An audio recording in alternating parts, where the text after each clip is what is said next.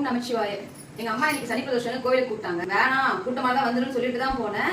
ஆனா இந்த கோயிலுக்கு போனதுக்கு அப்புறம் நான் இப்படி மாறி இருக்கேன்னு வச்சுக்கோங்களேன். அவங்க அவ்வளவு ஒரு பாசிட்டிவிட்டி. நான் நிஜமா மனசுல இருந்து சொல்றேன். இந்த கோவில் நான் லாஸ்டா உங்களுக்கு நான் வந்து காட்டுறேன், ஷீட் காட்டுறேன்.